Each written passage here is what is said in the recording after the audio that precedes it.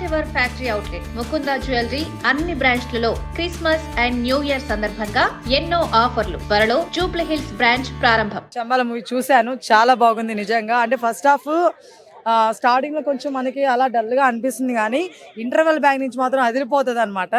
So ఆయన చాలా బాగా చేశారు. మీసాల గారు, లక్ష్మణ్ మీసాల గారు, నిజం చెప్తాను, super super super super actor అండి. నిజంగా ఇలాంటి పర్సన్ ఇండస్ట్రీలో ఉండాలని 1 చెప్తున్నాను. ఎందుకురా అంటే ఆయన యాక్టింగ్ చూస్తుంటే భయం వచ్చేసింది నిజంగా. అంటే దెయ్యం చూసినా కూడా అంత భయపడవేమో, ఆయన యాక్టింగ్ అంత అమేజింగ్గా చేశారు నిజంగా. సినిమాలో హీరో ఎవరు అంటే మాత్రం ఆది కంటే కూడా ఈయన పడిపోయారు మైండ్లో. సో ఆ లెవెల్లో పెర్ఫార్మెన్స్ ఇచ్చారు ఆయన. అండ్ నెక్స్ట్ సెకండ్ హాఫ్కి వస్తే మాత్రం స్టోరీ అదిరిపోయింది. నిజం చెప్తున్నా, స్టోరీ చాలా కొత్తగా ఉంది. ప్రతి ఒక్కరు వెళ్ళి వాచ్ చేయొచ్చండి ఖచ్చితంగా. నెక్స్ట్ వర్త్ అయితే వర్త్ అండి, మనం టికెట్ పెట్టిన ప్రైస్ అయితే వర్త్ ఆ మూవీ. అండ్ నెక్స్ట్ వన్ వచ్చేసి దేవుడిని ఎవరైతే నమ్మరో వాళ్ళు వెళ్ళి చూడాల్సిన సినిమా. ఈ మూవీలో మనకి ఫైనల్గా ఏం చెప్తున్నారంటే, ఒక పక్క సైంటిఫిక్గా, ఒక పక్క మనకి దేవుడు ఇవన్నీ కూడా రెండు ఉన్నాయి, ఏది ఎక్కువ కాదు ఏది తక్కువ కాదు అని చెప్పి చెప్పారనమాట. అది నాకు బాగా అనిపించింది.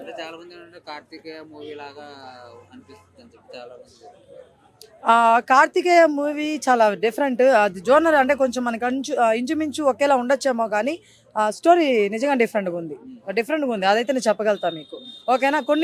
కొన్ని సీన్స్ ఏంటంటే చిన్న మైనస్ ఏంద్రా అంటే చెప్పేయగలుగుతున్నాం మనం ముందర, ఓకే ఇది వచ్చిందిలే, లేకపోతే డైలాగ్ ఇది అని చెప్పేస్తున్నాం అనమాట మేము థియేటర్లో ఉన్నప్పుడు. అది కొంచెం అలా అనిపించింది, కానీ ఓకే, ఓవరాల్గా మూవీ అయితే చాలా బాగా అనిపించింది. మెయిన్ థింగ్ అక్కడ నాకు ఆ సినిమాలో నచ్చింది ఏంద్రా అంటే, మనలోనే ఉంటుంది, మనం నాశనం అయిపోవాలంటే అది మన వల్ల అని చెప్పేసి చూపించాడు ఆ సినిమాలో. అది నాకు బాగా నచ్చింది. అది కోపం అవ్వచ్చు, అత్యాస అవ్వచ్చు, వీటి వల్ల అది పాకుతుంది అనమాట, ఒక డిసీజ్ అనేది. అది సినిమా చూడండి, నేను చెప్తే బాగోదు.